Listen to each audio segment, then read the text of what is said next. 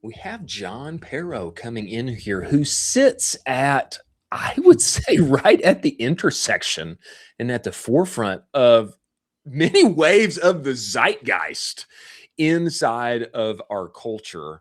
Telehealth, e-commerce, everything that's happening with GLP-1s and people dropping weight and wanting biomarkers and caring about their health more. We're going to hear about what he has done with his business, and we want to dig into what is going on here and what's coming next inside of health, on e-commerce, etc. Everybody welcome founder John Perro inside the show. Get in here, John. Wow. Let's get in here. What an intro. Wow, that is What amazing. An intro. Thanks, guys. Yeah, brother. I love it. So I actually go by John Mark or JM. I have you do. Names, but John Mark. But other than that, I'm a normal person, I swear. My boy, John Mark. Well, I like that even better, man. I like John Mark even better. Go ahead, Colin, kick us off. John Mark, could you talk to us and just educate the folks early on before we start any of this conversation? What is a peptide? Because we keep hearing about it. Please. Chris and I just covered a story on GLP-1s, basically reshaping fashion. What is a peptide? Everybody wants to know. Everybody wants to know. And it is such a broad category of molecules that everything's a peptide. Your body makes over 7,000 of them. Really? A peptide is a definition of a short chain of amino acids. So amino acids, we have amino acids in our body that do various reactions. When you start to combine amino acids, they become proteins. At some point, basically proteins are amino acids that are over 40 sequences long, and peptides are from 1 to 40. So it's effectively a short protein or a small protein, just a chain of amino acids. Typically, it's one single chain and there's not a bunch of branches. But really, it's just a classification of small molecules, which because they're small, they act very specifically on certain receptors in your body and they turn them on and off. You have over 7,000 endogenous inside your body peptides that you make. And then there are a number of therapeutic peptides, both bioidentical and biosimilar, such as GLP-1s, that are acting on, they're up-regulating, down-regulating, turning switches or levers on and off within your body. Wow. I think that's the most succinct explanation I have gotten on the internet, John Mark. There you go. Man, you seem to be, of course, you got the knowledge, but you seem to be poised to take full advantage of, man, this kind of growing health trend and growing capabilities, for people to drastically affect their health positively. I don't know where GLP-1s and I don't know where they came from. Apparently I've got some inside of my body already. The Gila monster. I don't know where they came from, but man, give us background on levers and then how you have started this and then where things are today and what you provide people as they come and discover you and want to better their health. Certainly. Thank you. What a great tee up too. So the reason I'm passionate about this and the reason I have energy is because it comes from love. I do this because it's changed my life. It truly makes a difference in people's lives, and approaching health optimization and medicine from a place of service rather than making money, I believe is the best place to start. So I had a personal experience where I went through stem cells and regular medicine, alternative medicine, and hyperbaric chambers and the whole thing. And I found so much relief with peptides. Personally, I was like, whoa, there's something here. And as I went down that rabbit hole, that was about 3.5 years ago, I was like, wow, this is incredible. More people need this. And there were thousands of doctors that were prescribing peptides, getting them from regulated compounding pharmacies and doing it in a tested, safe way. Now, many of these compounds are not FDA approved, so they always existed in this regulatory gray area because they're very hard to patent and they're very hard to protect. So I was like, wow, this is amazing. People need more of this. I found a doctor as a business partner, and we started Levers at the tail end of 2023, at which point the FDA came out and said, hey, all these peptides that everyone's using that are very safe and very effective, like you can't actually compound these anymore. It wasn't illegal, but they basically flagged them as high risk because they succumbed to pressure from the pharmaceutical interests, which can't patent them and doesn't love them. Yeah. So at that point, we pivoted and we went GLP-1. We believe in GLP-1s. GLP-1s, the weight loss medications, Ozempic, Mounjaro Ozempic is the Model T. Like this is a new era of amazing compounds for weight management, for glycemic control, for all these other things, for potentially neuroprotection and reducing inflammation in the brain and all these other things. So at that point, we said, okay, we will sell GLPs like everyone else, and we'll go the white hat approach. We'll get all the certification, the doctors, and the whole thing. And the question was, can we build a brand based on service and trust? And can we compete with, so many, 1 million players in the space, right? Everyone sells GLPs. And the answer was yes. And we're bootstrapped, and we've slowly been growing that service engine over time. And now 2026, peptides are like, what you said, in the zeitgeist, right? When we started this, people were like, no one's going to inject themselves, right? No one's going to do that. It's like, well, they will for GLPs, and they will once they realize what these things do. Yes. And so now people are getting educated. People are frustrated with a lack of safe alternative options out there. And they are doing this on their own in this entire gray area, like black market peptides, research chemicals from China. It's a meme at this point, right? Like I've got these chemicals in my blood. And so where we are at is we're bringing those peptides back. That was always our original thesis. We're doing it safe, doing it compliant. We have licensed, vetted compounding pharmacies that do third-party testing, sterility, potency, purity, pH, endotoxins, chips on ice. It's real peptides for real people, and it's not like a kit.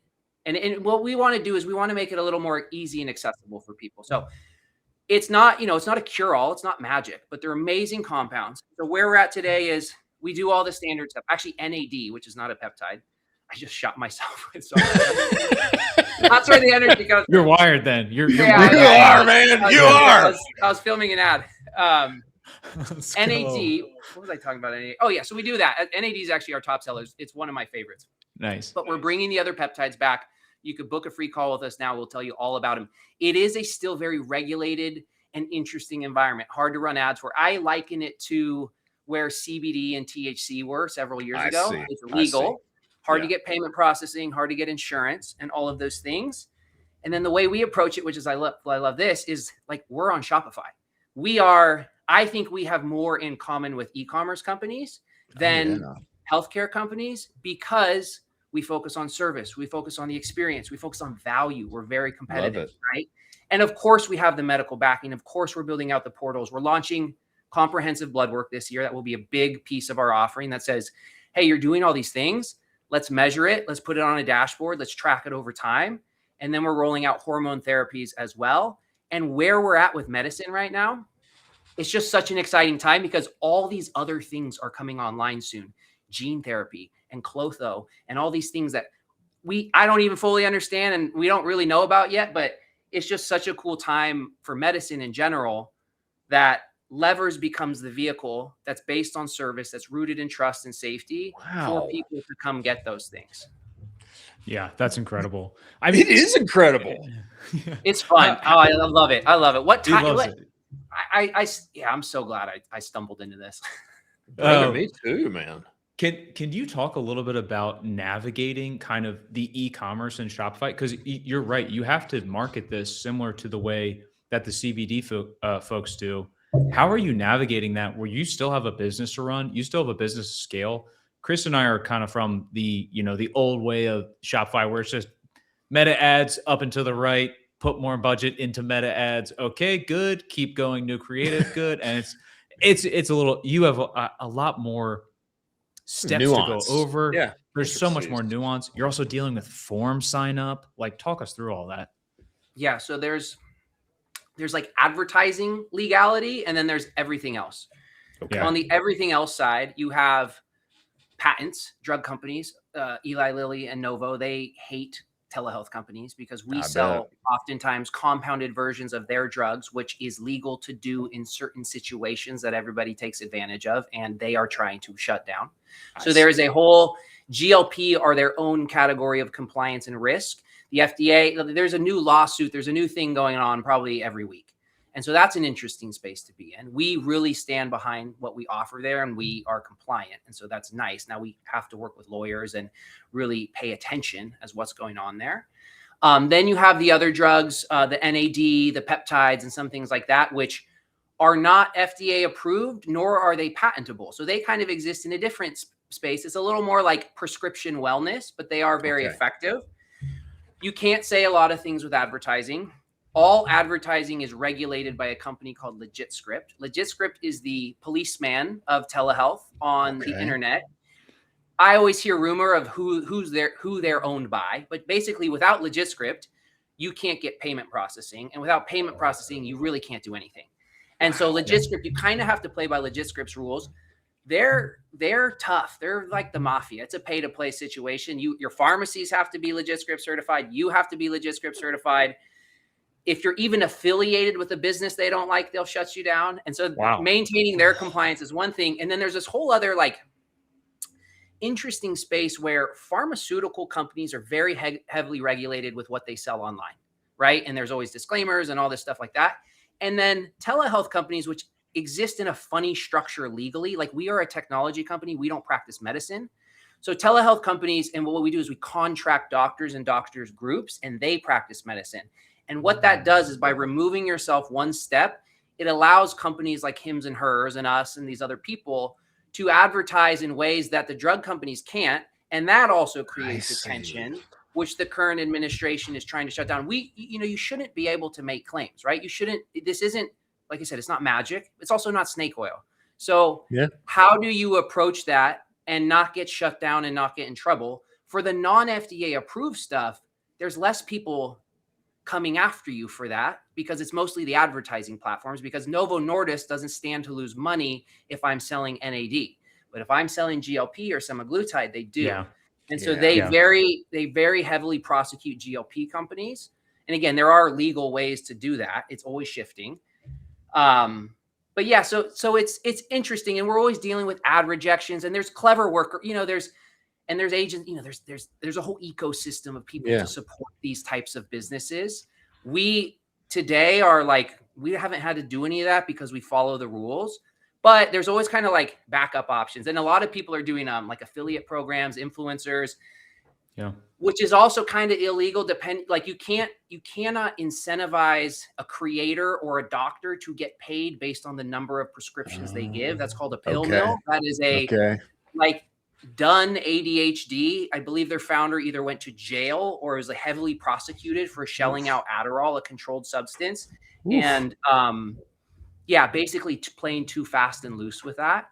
So it is very, compliance is super important. And again, that's where we want to take a stance as a company that says, maybe we can't sell all the things we want to sell, but we're going to do this in a way that keeps us on Shopify, keeps us in the, at kind of that gold standard level, while constantly pushing for what we know to be true and what we know to be right to, and what people want. Yeah. Wow. But I would say payment processing and advertising, that's the hardest piece to figure out. The medical side, you have 50 states with 50 different laws too, and they all have different pharmacy laws and stuff like that. So there's a piece there. It's all figure outable though.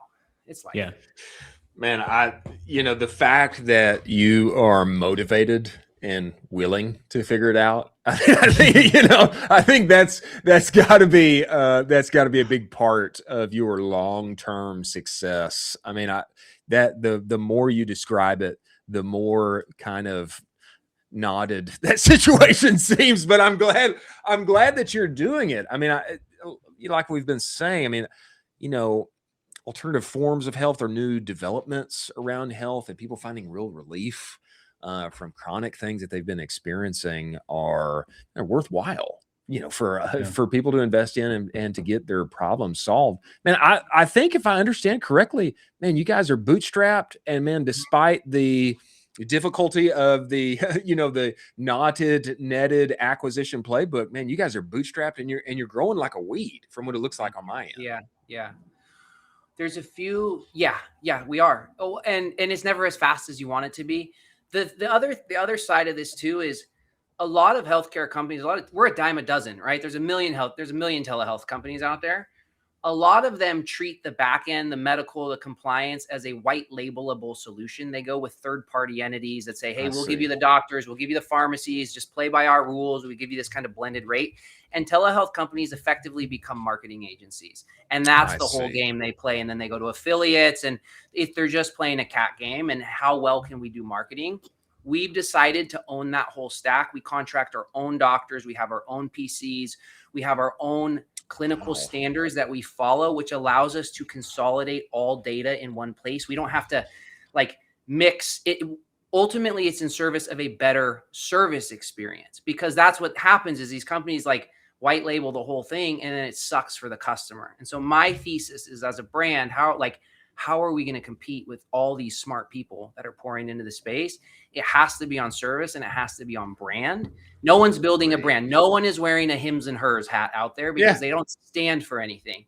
And so Levers as a brand, we stand for sovereignty. We stand for people that do the work. We stand for people that want a better way, and we will help them and kind of be a partner in that journey. And so that's kind of the big focus this year that says, hey, we were kind of drop shippers at the beginning. Hey, let's be real. We're running hacky ads. And even today, it's like, hey, everything could be better, right?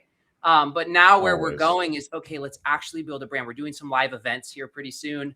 We're doing more education, we did a workout pop-up where we gave people NAD shots.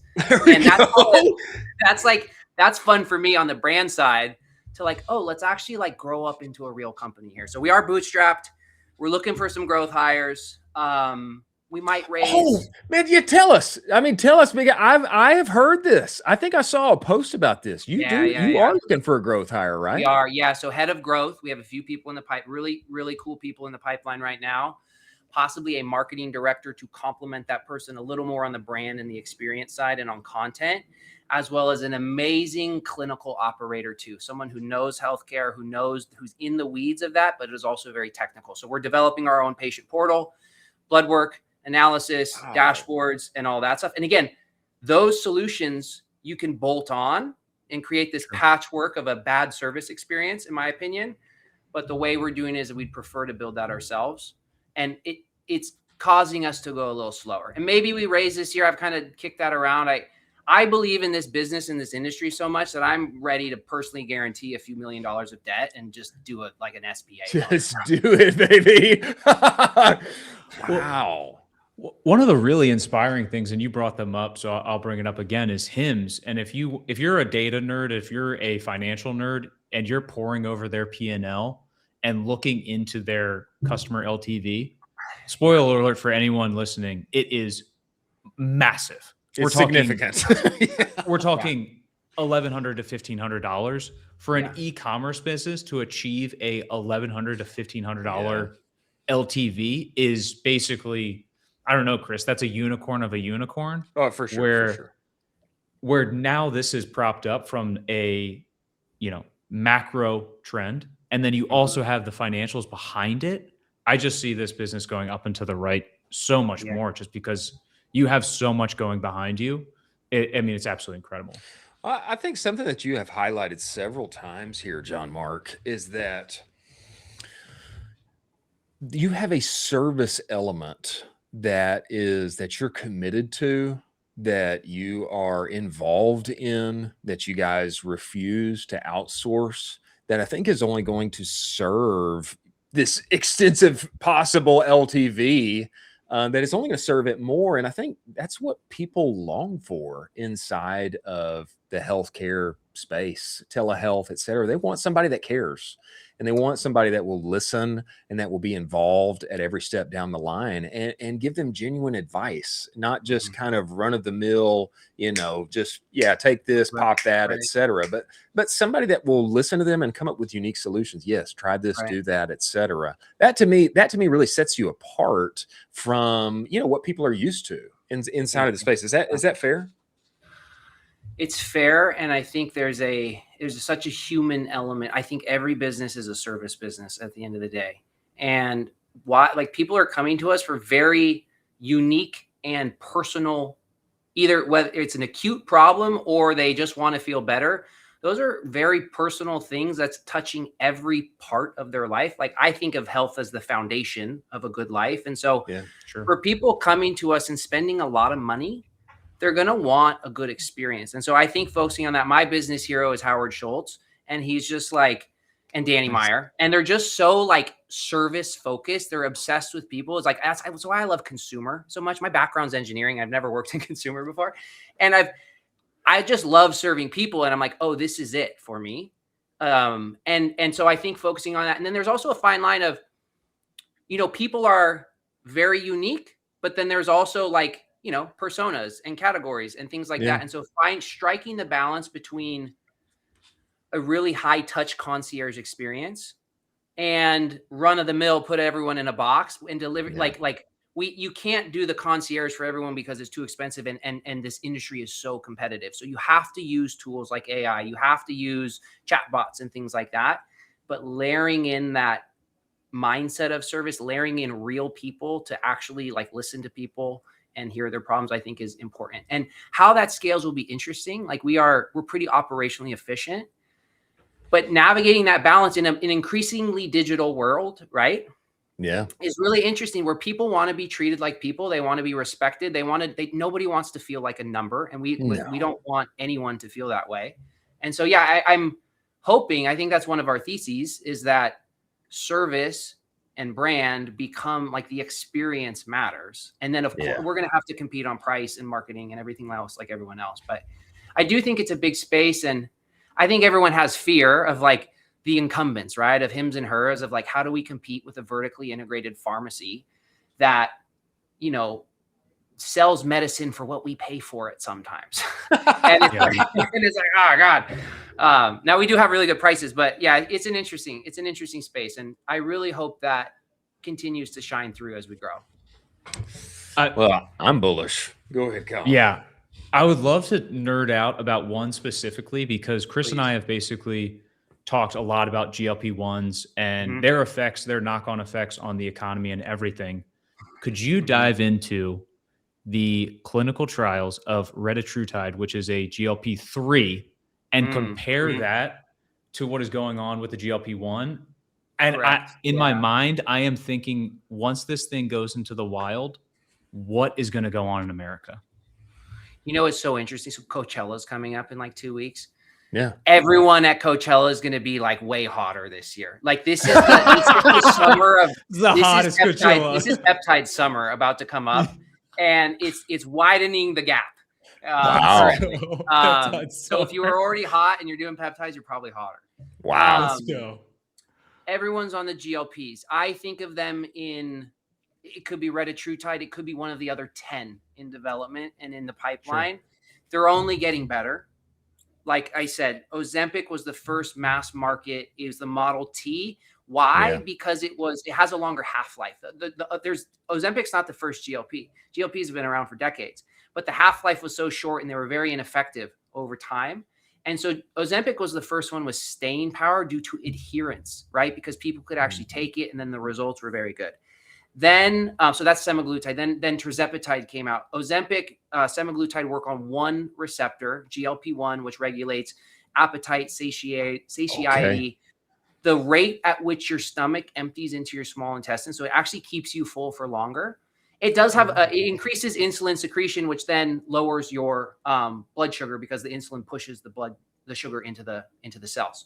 So it's good. It was approved for diabetes and all these things. So really promising. Semaglutide, tried and true, still works, still great. Tirzepatide came out kind of generation 2 of they added a second hormone called GIP. Also works on satiety, food regulation, and I believe it's lipolysis, basically like how your body processes and stores fat.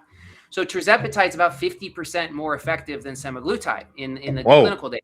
It's more expensive. It's owned by Eli Lilly. Eli Lilly, buy some stock. I would. Eli Lilly is like the clear leader in GLPs right now. Now everybody else is launching GLPs too. So that's the 2 hormone agonist, and there's several companies also developing agonist, means it basically binds to that receptor. Other ones that target GIP2. Tirzepatide, slightly fewer side effects. You can microdose it. We have a microdose program. So people are now doing this for inflammation reduction, potential longevity effects, neuroprotection. This is all early. It's not like clinical yet. ANIC data. And then retatrutide, ratatouille, hard R, is the next one. It's Gen 3. And it works on glucagon, a third receptor, which in the clinical data, what's so nice about retatrutide is you do not have the muscle wasting associated with rapid weight loss on the other drugs. So anytime you're in a calorie deficit, you're going to lose a fraction of muscle and fat.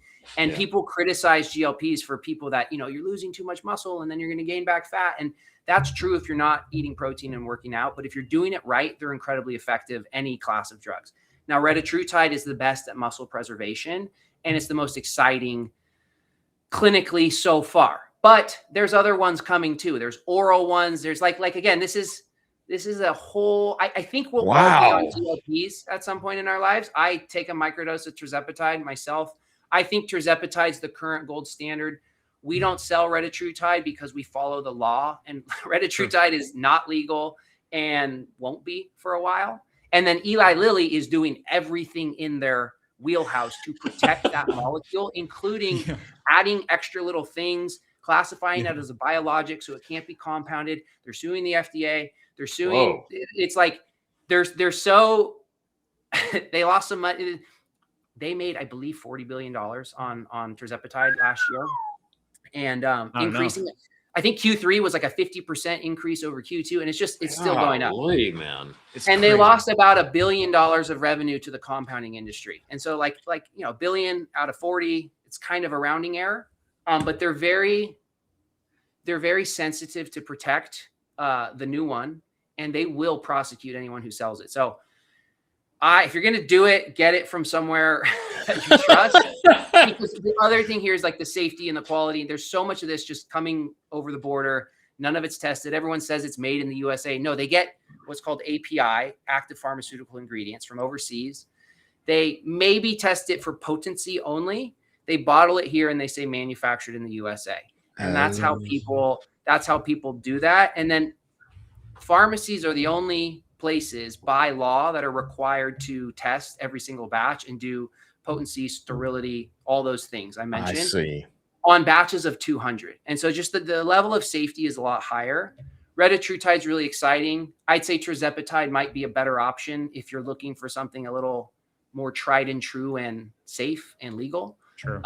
But it's all coming down the pipeline, which is exciting. But last thing. Go ahead. Yes. Microdosing. These things are effective. You guys are healthy looking chaps, right? Thank you. These things are very effective at low and micro doses, which is exciting too, to where it's, some people might want to just take the edge off a little bit. And my thesis is like, hey, if this is going to help your life and to make you healthier in just a little bit, like, you should be allowed to do that. But they're also incredible for the real patients that really need this stuff. Life-changing drugs, lower incidence of heart attacks, cancer. It's showing to be anti-cancer, reducing sleep apnea.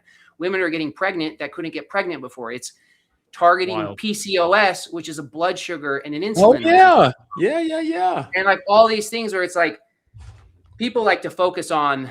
There are crazy serious side effects for some people. Very small instances. You have millions of people on these drugs. There's going to be bad side effects. But the net effect of all of them is just incredible. John Mark, a few things that stand out as you've been talking. Number one, you are deeply passionate. I mean, this business you're dialed and you're passionate. Number two, you're cracked as far as everything that's happening in the space, man. You're aware, you're focused. Yeah. Number three, man, you are service oriented. And number four, I mean, brother, you got the wind at your back. And as you've been talking, it's a kind of a, it's a mysterious place. There's people are using words I don't understand, etc. I mean, I don't know why somebody wouldn't go talk to John Mark. I mean, if you're looking for help on this, you need to go Levers. We got you. And I'll say this. I'm going to recommend somebody to you. That perhaps you should talk to for that head of growth position, because man, I think you got a bright future, even brighter than you already are. And man, we appreciate you coming on the show and giving us insight on what's happening in telehealth and the e-com opportunity, man, that you guys are taking full advantage of. We love to see it, brother. Thank you, Aaron, Colin. You guys are awesome. Thank you for having me. This is like, I need more e-commerce friends. So brother, we're here. Find me on Instagram, John Mark Perro. Let's I love this space. I love working with other operators, right? I can tell, like, Colin, our calls have just been so great. For sure. So thank you. I appreciate that. The theme this year is leaders, right?